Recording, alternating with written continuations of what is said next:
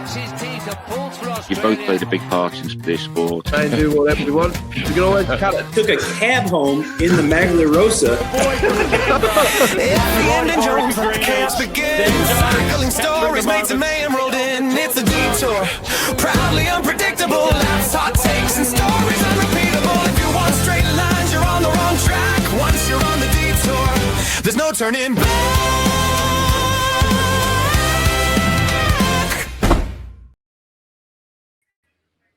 Hey guys, welcome back to another live edition of the Detour podcast. I'm your host, Dan Jones, joined by, as always, four-time national road champion from Australia, Johnny Trevorrow, the man who's got more cycling IQ than Johnny and I put together, Angus Calder, and our very special guest, the man, the myth, the legend, Allan Peiper. Welcome, fellas. I'll start with you, Allan. How are you travelling, mate? Big build-up for the Tour de France. Pretty good, mate. Yeah, build-up since last November, so... They're just about ready to kick it off now. And you've got a new role. You're obviously wearing the kit, the BORA hansgrohe, and you've got the big boss logo. So you're ticking all the boxes from a brand perspective, mate. But give us an insight as to what your role is with the team.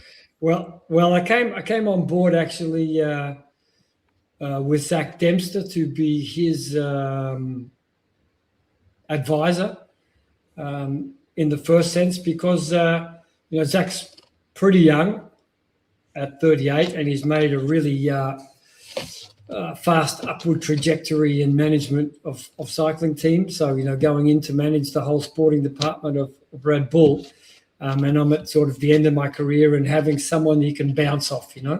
The funny thing is, Dan, when you're at the top and you're in that position, you can't complain to the boss because he's going to wonder if you took the right guy. And you can't complain to the directors under you because, that sort of undermines what you're trying to do. So, having me standing somewhat next to him, Zak can call up at any time and say, what do you think about this? Or can I just vent here a little bit? Or, stuff like that. So I think it was a really great move of Ralph Denk to allow that for Zak to bring me on board. And it's been, great being part of the whole process in the last 8 to 10 months. I reckon it's a pretty smart move of theirs too, Al, in that, everyone knows who the favourite for this bike race is.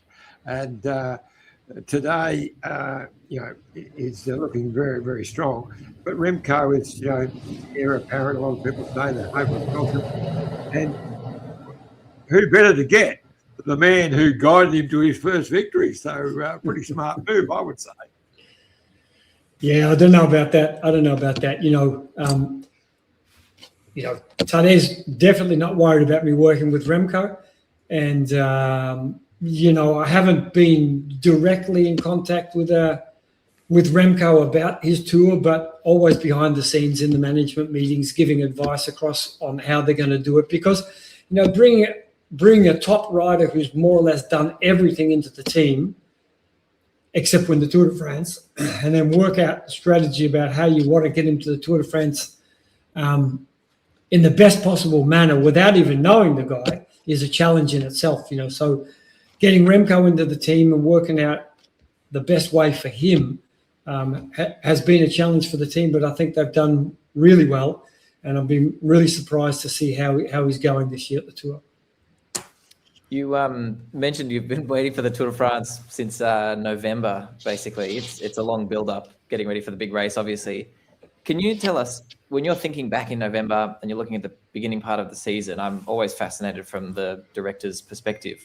What sort of conversations are going on back then? How do you plan a season? You talk about Remco joining the team. How do you prepare somebody like that for a race this big with that much leeway or that much runway?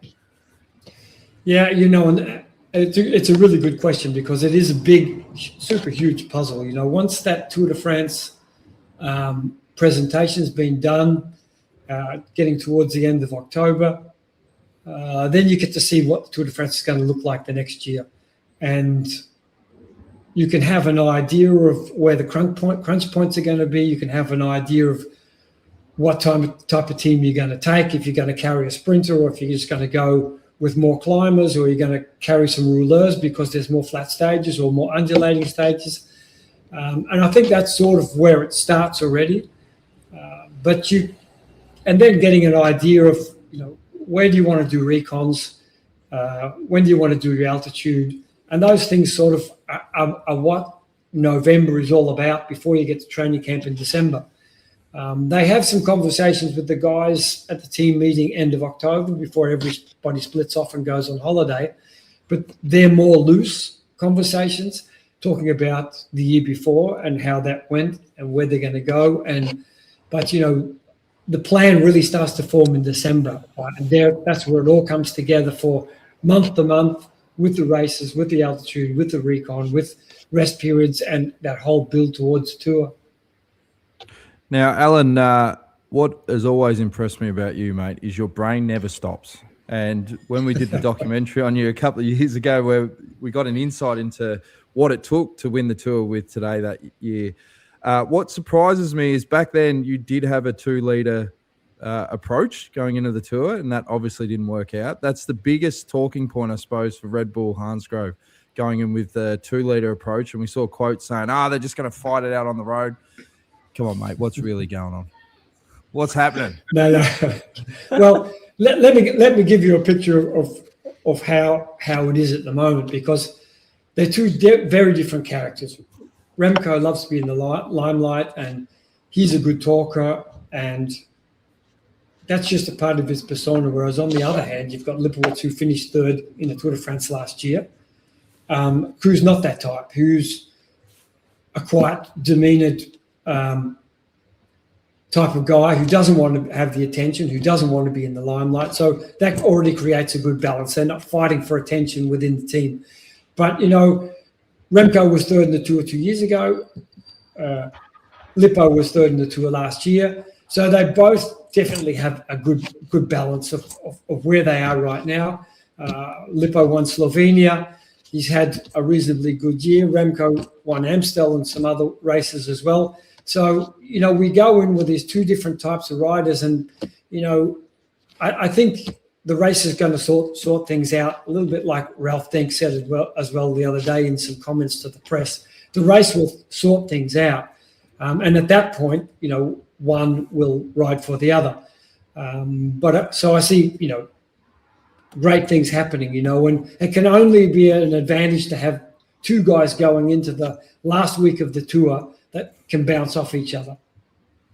It's interesting, isn't it? You're saying that they'll sort it out on the road, but so many times we've seen in the past where that's caused animosity. I mean, we go right back to Hino and Le Mans back in your day, mate, and they never really sorted it out as far as it fractured the team and their relationship. They won the tour, first and second, both years, I think, but it was definitely didn't really get sorted on.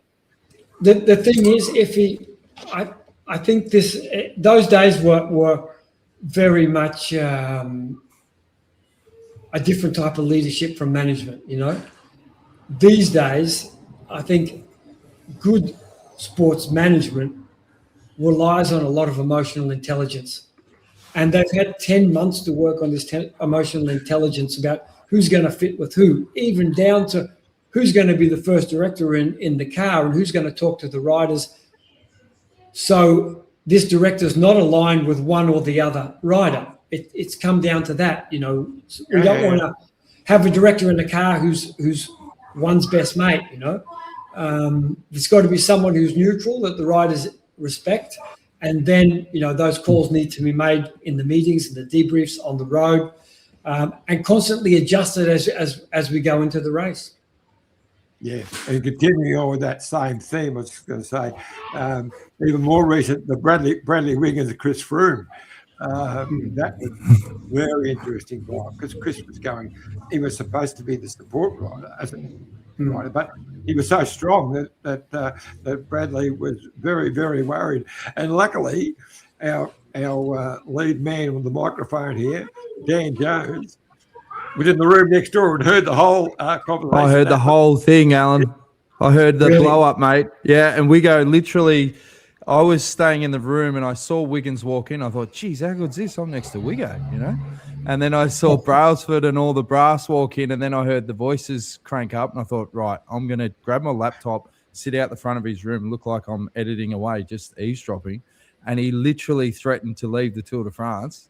And he was rattling through going, Richie Porte did his job. Dodge was great. I'm not putting up with that shit. That's it. I'm not starting tomorrow. And they go, no, calm down, bro. So instead of keeping that to myself, of course I told Dave McKenzie at SBS, I said, mate, have I got a scoop for you? The next day he rang me and he said, now, Jonesy, you better not be winding me up, mate. Is what you heard true? Because I'm going to lead with that question. I said, Macca, I swear I'm telling the truth, mate. And I don't think his question went down that well. And I broke the Armada, but I was young. I wouldn't have done it, 3 years into my time at Green Edge, but back then, mate, anything for a scoop.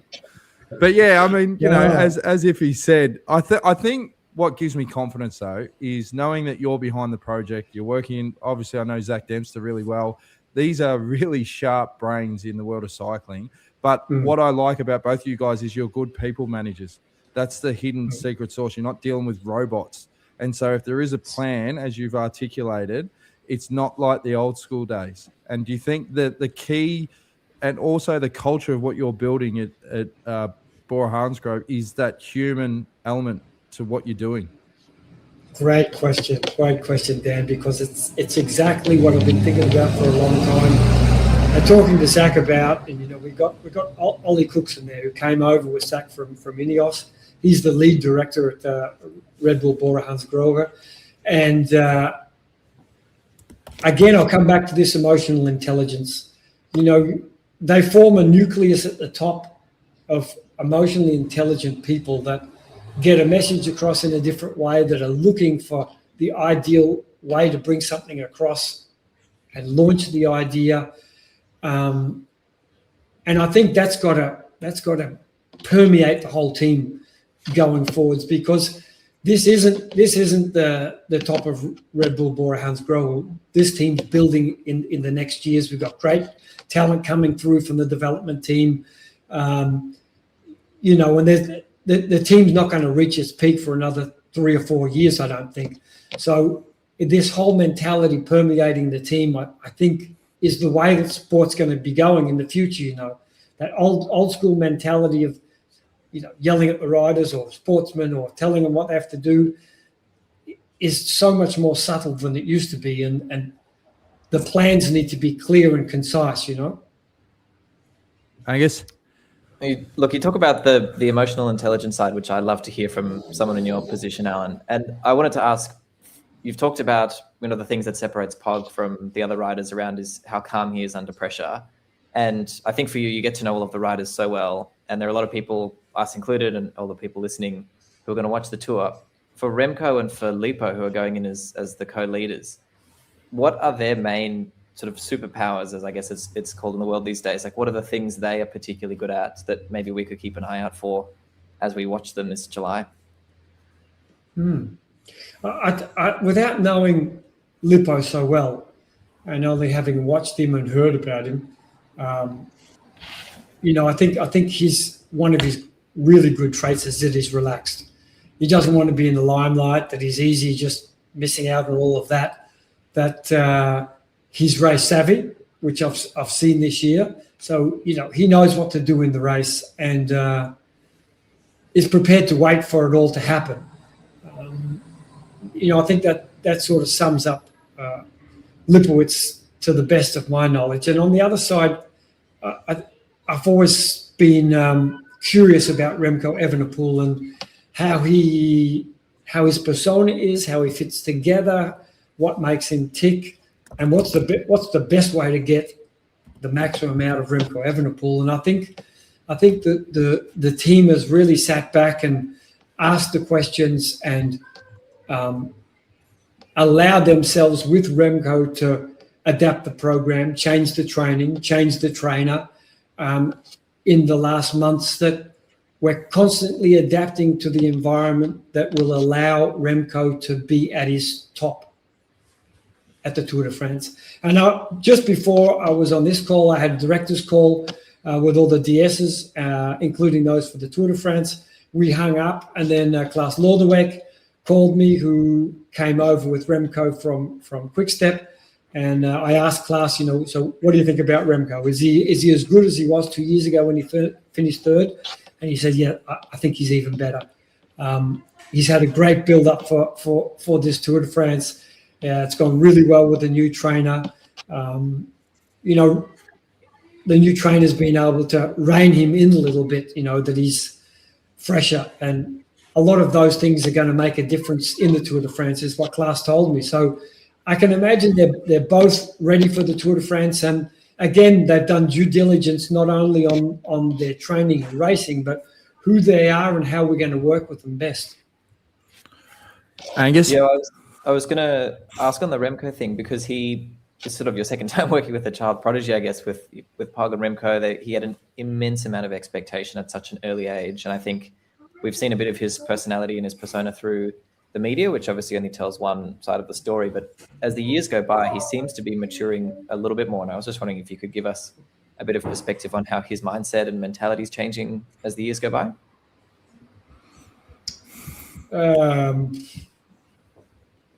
Before this year, I wasn't involved with Remco and didn't really know him. I was just watching him out of curiosity, trying to work out who he was and what made him tick, and how things went. And I really was a firm believer that if you could align him, then there was a possibility that if the stars aligned as well, that he could win the Tour. And I still believe that.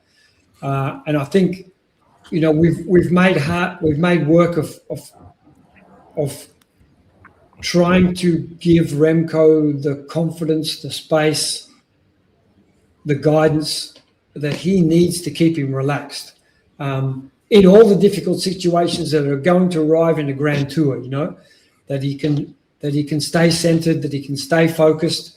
And again, Klaas just said that on the call, that he said, Remco feels really good in himself and he's really confident, so he doesn't need to go out and do silly things because he feels he has it together now, So I think that's really where we've wanted to go, in keeping him centered and confident at the start.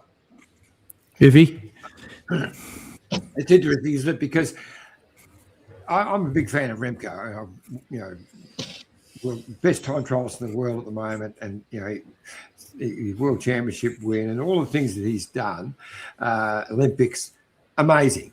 But general consensus would be that he's just been lacking that bit in the biggest mountains. He hasn't been able to match the big two, today or Jonas, in the really big mountains under pressure. Do you know what he's done in this year to better prepare for that? Daddy, you want to wear this? Specifically in that big mountains department, I can't tell you anything about that. But I do know that the groundwork has been done with the new trainer coming on board, with giving him a longer run into the Tour de France, which allowed him a rest period after the classics, going to altitude and slowly building while losing weight while his tank was full. The fact that he missed Dauphiné was a bit of a concern for me, because I felt like we would see how his climbing was going. But I think, the fact that he changed trainer and he has all of those things together now was sort of the perfect build into the Tour de France. So I don't think it could have been better. I'm glad he missed the Dauphiné, because it allowed us to see that great ride of Luke Tuckwell's. Yeah, fantastic, wasn't it? I mean, I think he surprised himself, Luke, with how he was going. And, for a first-year pro to ride podium in Dauphiné, which is, Tour de France preparation race, is pretty incredible as well. And I had a couple of messages with him, and he said he still couldn't believe it, a couple of days after. So, it looks like he's going to have a great career, and, he's got a lot of people around him who take the pressure off him, that he can grow slowly. So yeah, without putting too much pressure on him, let's just see how he grows and progresses in time. And also just a ripping human. Like we had him on the podcast after, well, we still call it the Dolphino, but such a centered human being at such a young age. That was one of the most impressive things to come out of it, just how grounded he is. So that makes your job and the brass a lot easier, Alan. So, no, he's a ripper. Yeah. That's the thing. You don't not only get different nationalities, you get different cultures, different languages, and different personas. So, that especially in the cycling team, where there's so many of those different circumstances, getting some guys that are grounded, not only when you're speaking to them same face to face, but in the most difficult situations, makes the job a bit easier. But it's also the job of ours to work out how the individual ticks, and I think that's another one of the boxes that we're trying to do at Red Bull BORA hansgrohe is try to look at the riders as individuals instead of trying to make them all jump through the same hoops at the same time, Yeah, absolutely, mate. We've got a couple of live comments. Jonathan says, great chat, guys. Thanks for the support, mate. Simon Knowles, who's a rusted-on legend, he says, one of my two favourite riders of all time. I can still see Alan and Phil Anderson riding in the iconic Peugeot kit. And then a mutual friend of ours, Darren Turtle Francis Casey, says, nationality of the rider for the sponsors needs always helps. Germans love a hero and a winner. And Turtle's also sent through and he said, listen, I see you doing Allan Peiper on the potty tonight. Can you please give him a shout out because he does a lot for grassroots cycling. And he sent me through some photos of the Allan Peiper Future Stars Awards at the Bendigo Cycling Club. There's a couple of the young winners there. And obviously Turtle, he got his mug in with a couple of great snaps. But how important has that been, Alan? Like, obviously, you spent a lot of time in Europe now, but you've never forgotten your roots, particularly the pathways for young riders and doing your bit to support grassroots cycling. Yeah, I think, probably more important for me than any of those kids riding that bike race, just to give something back. I've been thinking about different riders that I've helped turn pro, even Kiwis like Bevan and Jack Bauer and even Hendy, guys that I batted for to get to turn pro. Miles Scottson, who probably wouldn't have got a spot unless I stuck my neck out for him, So it's always been really important to me. But, being able to do something like with Darren, who I really like and trust, and being able to give something back is great. Look, I got a meeting with a young New Zealand kid who's living in Belgium, who's a bit lost at the moment. I'm going to meet him on Wednesday for a ride and a bit of a chat and stop for a coffee. That's what it's all about. It's just, that's where I come from, and I know what I went through. And if I can guide some of these kids just to give them a bit of a chance, I met the guys from Brennan last week at my wife's coffee shop, and we sat down and had to talk about the races and, what they're doing and how they're doing it. And, I think that's, something that also makes me tick is just, being there for those kids. Yeah.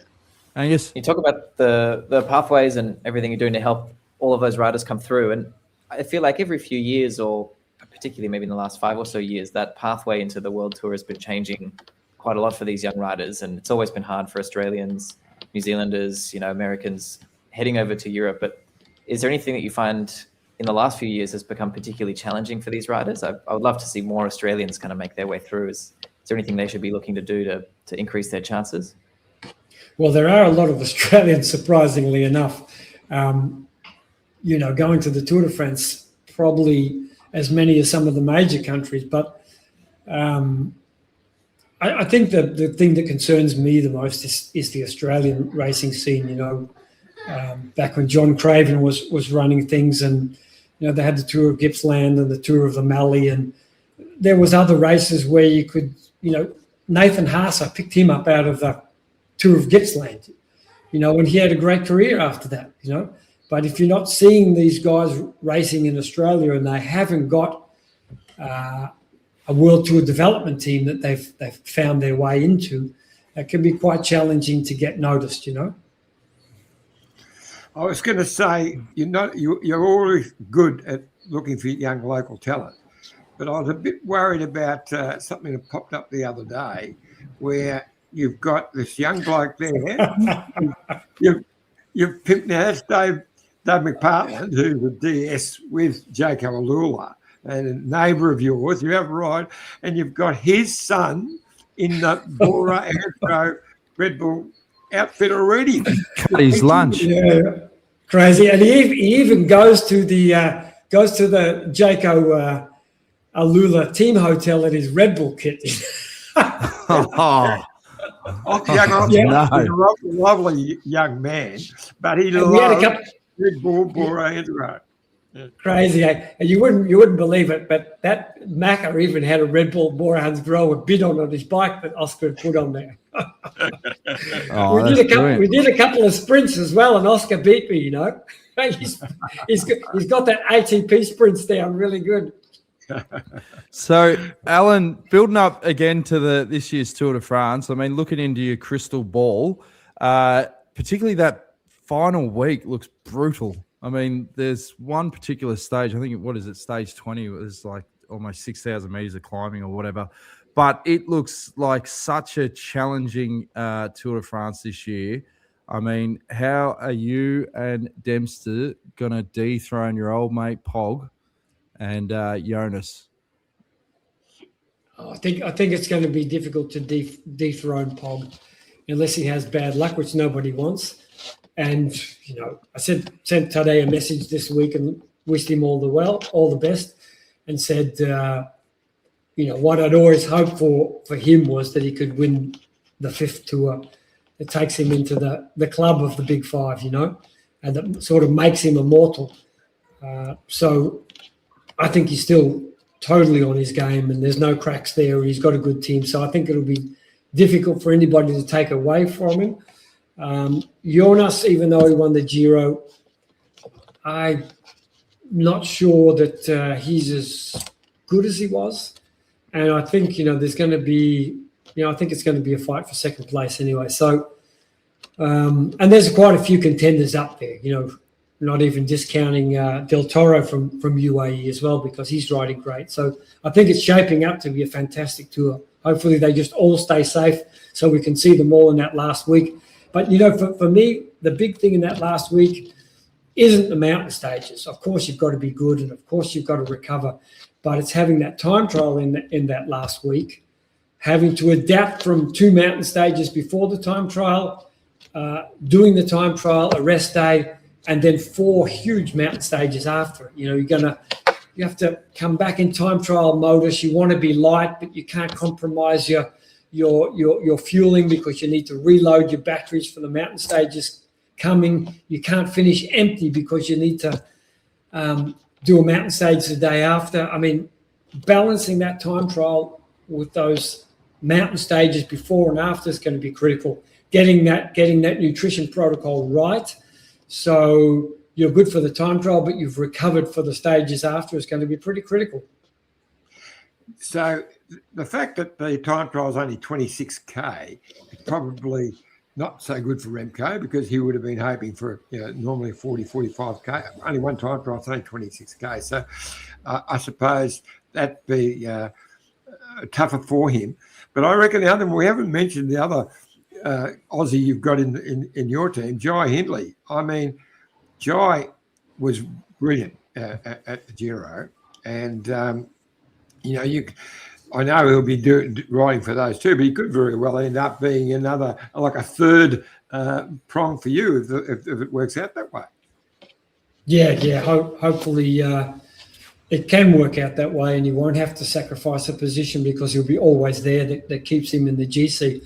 You know, Jai had a bit of a topsy-turvy start of the season. You know, got married last winter and went on a honeymoon and was a little bit behind with training and got sick. And, you know, we did discuss, you know, Jai's trajectory towards the Giro and wondered if we needed to change things. But, you know, we kept everything as it were because, you know, one thing that came up that I said was, you know, the way he's going, he'll be great in the last week of the Giro, and that's where he was great. Yeah. And for me, the thing is that he was great in the last weekend, which gives me confidence he'll be really great for all of the Tour de France, because he's got the basis of the Giro. He didn't have to go too deep before the Giro, so I think Jai's going to have a great Tour de France. And from your perspective, heading into the Tour, what do you feel before the Tour? Are you excited? Are you nervous? Stressed? What sort of runs through your mind in this week before we get going?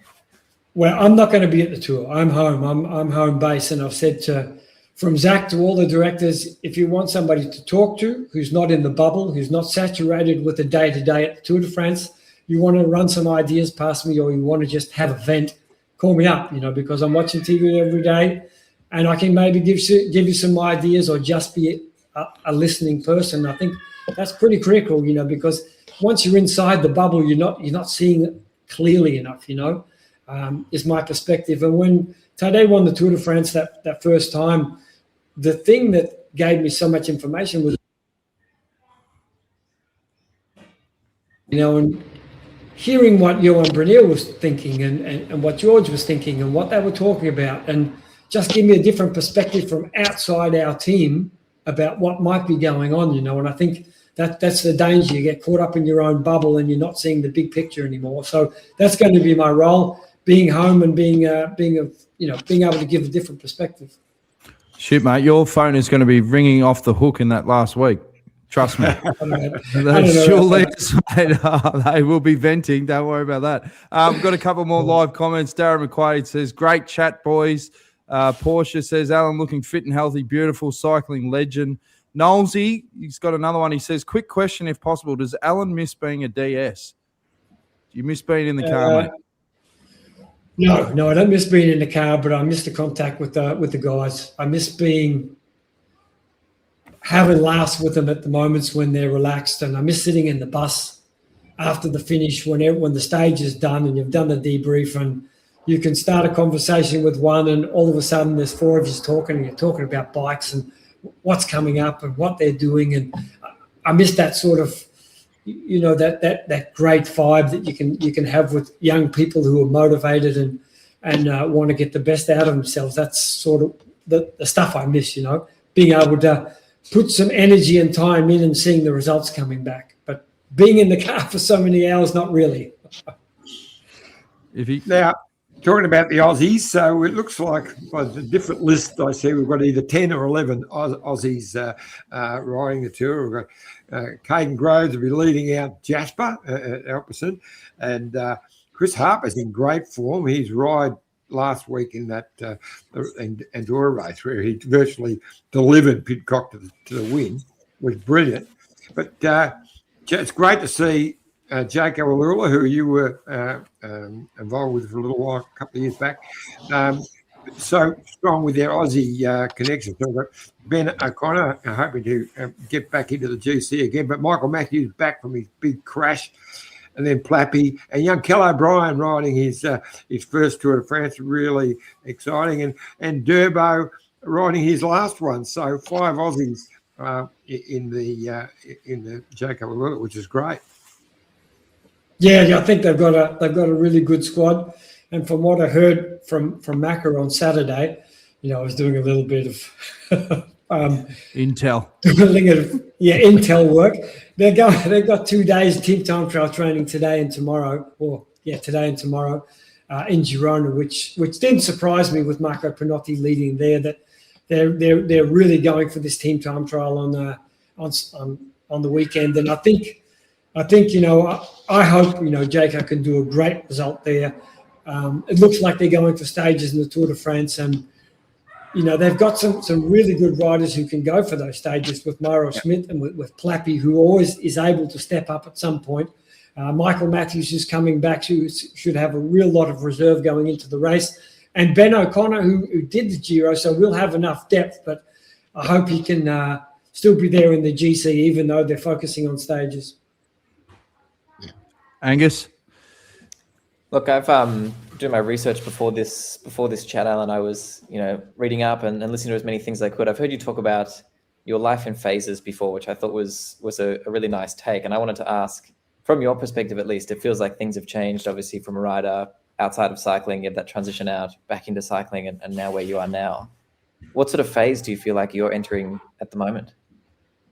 Oh, this is the last phase for me. This is my last phase. But, having said that, I'm 66 years old, and I've come into one of the biggest teams at Red Bull BORA hansgrohe, with a lot of young DSs and Zak Dempster, who's young, and Ollie Cookson, who's reasonably young. And I do see the value of an older person, someone who can lean back on their history, their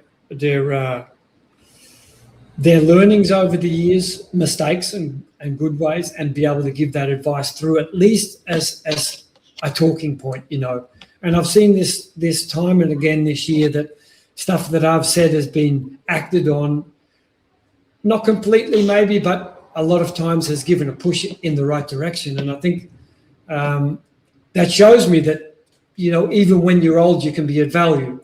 I never thought that there was going to be anything for me to do after a DS. Someone said, what about some advisory capacity or consultancy? And I thought, cycling teams don't want to do this. And this is already the third team. I had a short stint with UAE. I had a year and a half with Jayco, and I'm going into the 10th month or 8th month with Red Bull. So there is something to be said for being old and having all that experience and still being able to use that, And the role I have is I don't make any decisions. I can listen to all the conference calls. Monday and Tuesdays, I have like 5 hours of conference calls. Mostly I'm just listening, but I'll go to bat if I need to, and I can push hard if I need to as well. So for me, it's been really wonderful this last year to be back in cycling again when I thought it was all going to be done. Allan, on the back of your doco, mate, that's done more work for you than any LinkedIn post. That was a sensational film, and I challenge anyone that hasn't seen it, get on SBS. You can still watch it. Allan Peiper, as good as I could. It's a fantastic watch, and what I loved about it is your journey is so unique to. I don't know anyone that's had the journey that you have, particularly that 10-year gap from when you finished as a rider and the perspective it gave you on life, and even when Angus was talking about. How you look at things with phases. When you gave us that nugget, that was obviously the morning of today winning his first Tour de France. But your perspective on life as a whole, I think, was very powerful for people in general. So I think you've got to give yourself kudos to, just the way your philosophies, but how it also transcends cycling. And I think the position you're in now with Red Bull BORA, hansgrohe, people that you've got around you, and your experience, I think there is a lot of value in that, and that must make you feel proud that you are actually still having quite a profound impact in modern day cycling. Yeah, thanks, Dan. And I do. The only thing I wanted to do as a kid was a bike. I got one when I was 10 years old and crashed in the first corner on the gravel street in Bannockburn where we were living. But I think that, as you get older, you look back on your life and you can see that there's a pattern there, or at least I can. And seeing that the things that happened in your life sort of fell into place like a jigsaw puzzle. And that this other end of my life, it all sort of comes to fruition, as it were, and what you were talking about just before about the 10 years I was out of the sport. I was only out riding early this morning and thinking about those years and how that was so formative for me. I was on a sort of a spiritual mission going to India and doing a lot of other self-introspection work. People said I was doing too much belly gazing, but really I was looking a lot about how my ego depicted a lot of my life, getting a hold on what my ego was and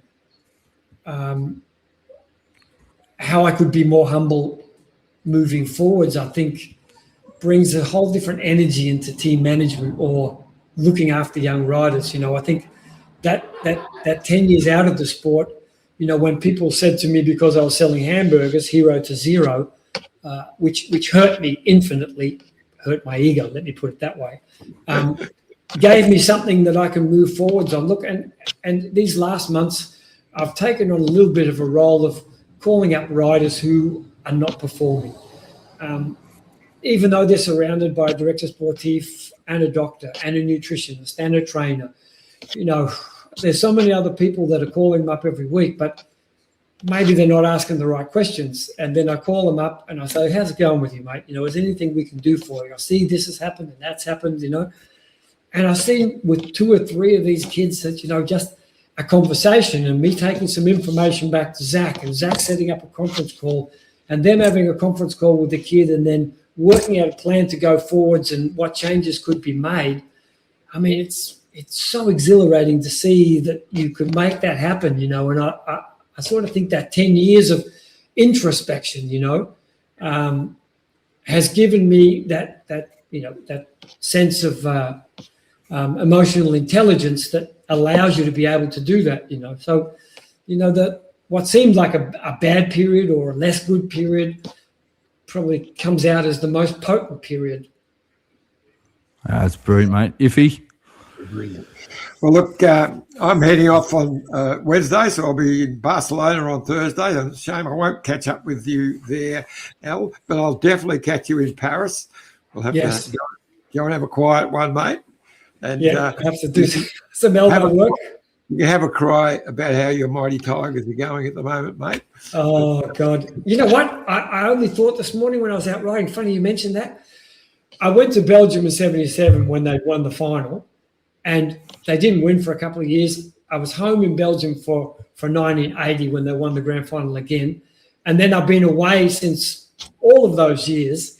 And I only messaged my mate Gary Trail this morning because I heard a song from the Killers while I was out riding and messaged him to say, wasn't that great, that grand final, The Killers played live and the Tigers won their first grand final after, so many years. It was absolutely one of those peak moments in life, It was absolutely fantastic. And if we went to that football grand final luncheon the day before. I took you to the Van Sank lunch. Yeah, that's right. And Jerry got up and gave a talk. And there was no women in the room, so there was no social conformity. So the guys were all joking and laughing at the stuff that guys joke and laugh with when they're alone. So it was really a great memory. It hasn't changed. It's still exactly the same, mate. Yeah, but I'm waiting for the Tigers to sort of get their act together again, that's for sure. Oh, shit. You'll be waiting a while, mate. They have bottomed right out. Might not be in my lifetime. Angus, only one way, and that's up. That's it. They need to get you on board, mate, as an advisor. Get the bloody Peiper and culture fired up again. Look, last question from me, Allan. You have had such an impressive career writing and as a director and everything you've been involved with cycling, and your experience would give you, I'm sure, a perspective not many people would have. We've got a pretty reasonable crop of Australians coming up through the ranks at the moment, as I see, and you're pretty good at spotting riders early in their career. Anyone you're particularly excited about or we should keep an eye out for?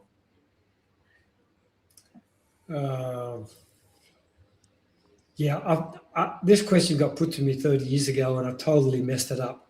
So I'm not too sure, because you never know how kids are how they're going to develop. Obviously, Luke Tuckwell jumps out, finishing third in Dauphiné, and he's already had great results. But second, don't put him down. Sorry, second in Dauphiné. No, I don't want to mention anybody. There's a lot of great kids coming up, and I'm not going to pick anybody out who I think could be better or worse. But I do hope that Pat Eddy can break back into the World Tour ranks again, after some good results with Brennan this year. Hope he can find his place, and I hope he can take that confidence back that he's got from this year, winning some bike races, into the pro ranks and become what he really can be. So yeah, it seems to have really found that fire in the belly again, Pat. I'm much the same. Hope to see him on the way up as much as possible. Yeah.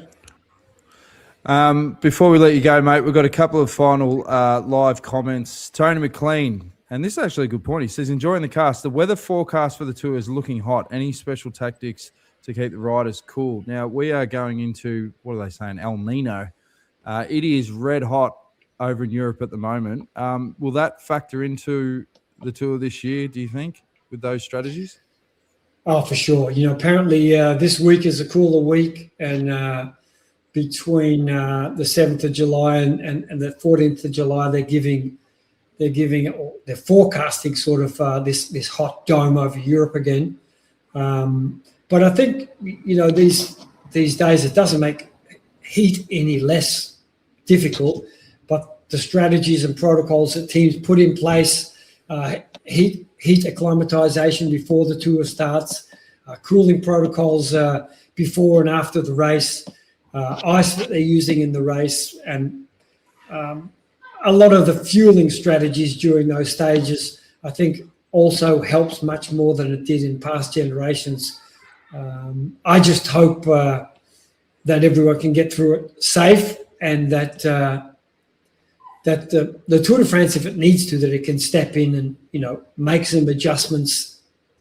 They've got bad weather protocol in place, and they make decisions if it's snowing or raining or too cold. But I hope they can do something if it's too hot. What about strategies for guys like Iffy on the side of the road giving out bottles? Maybe go easy on the beers the night before. Make sure you're hydrated. I would say no more than 2 beers. Make sure you've got a sombrero on your hat, plenty of 50 plus sunscreen, and wear some loose clothing. I'll be get there, a couple of t-shirts from Jerry. Yeah, I'm looking forward to it. You'll be given bottles to Red Bull as well on the back of this chat, I reckon. I think you might be able to branch out and hydrate the Red Bull guys. Yeah, Jai probably grab one from me. The problem is nowadays, as you well know, Al, the old days, you're handing out mainly waters and a bit of other stuff, and you can just give someone a bottle. But now it's a specific bottle with different calories and everything in them. They're so specific what the riders want. You can't give one away because it'll be someone else's, Yes, exactly. Hey, look, I just want to finish with one little story. There's some people on Facebook who do tragic cycling of the 80s, and they did a ranking in Australia of the top 20 or top 25 top bike riders, and I'm not sure where I came in, 6th or 7th, but I just felt that sort of. I know you guys think I've had a great career and I've done it great, whatever. But if I see guys who are behind me, like Russell Mockridge, I mean, there's other bike riders who were behind me that I just don't feel that I should be in that top 10 or even in that top 20. I mean, if we're talking about bike riding, I mean, I won some nice races, but I just don't feel that I should be up there with some of those cycling greats from Australia, Well, that's because you went to India, mate. You've lost your ego. If you didn't go to India, you'd be pissed off you weren't at the top of the list. I was going to say that spiritual journey is paying dividends now. I don't think those were in the order of the actual classifications anyway. Oh, okay, that's good then to know. But, mate, I was there, saw you as a junior, and then saw you right through your career and managed to follow you. So you are a legend, mate. There's no worries about it. And I saw you at the Plancats come in a snowstorm, and then sit next to the fire and accept a cigarette. And in your Australian champions jersey, they still talk about the Plancats to this day, and they call him the Snowman. That was his nickname. They don't know his full name, but he was called the Snowman. Came in out of the snow and had a cigarette next to the stove. That'd be iffy. I'll tell you the one thing. Hey, that was 50 years ago, Iffy. That was 50 years ago. Mate, it was. Yeah. I was lost at the back, out training at the back of Ghent, and it started snowing that heavily, and I knew I wouldn't get home. I didn't have the right gear on. And so I remembered roughly where the Plankart's house was, where Al was living. So I found it in the snow and bashed on the door, and Grandma opened the door. She's the only one home, and took me in and looked after me. And Lit your dart. With a dart. Give me a dart. It's awesome. One thing I just want to say, Al, you had a great career, but bit of an iffy story. That world titles in Rots, when you got caught in the 100 minutes to go. You're up the road, and you at the time you thought, oh well, I probably would have finished fourth.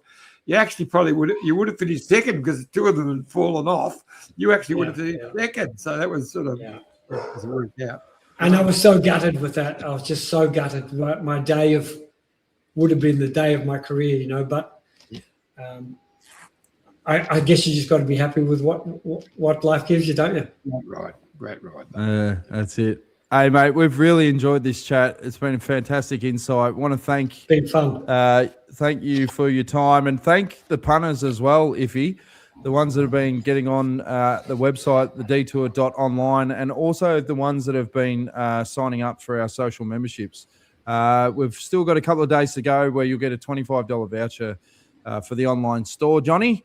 And we really appreciate everyone's support and build up for the Tour de France this year, because you're going to be on the ground pestering all the riders, giving out biddens and doing content every day, mate. Yep. Have you been acclimatizing, like Allan said, like for the heat, sitting in saunas and getting yourself ready to go? No, mate. No. Cold beer.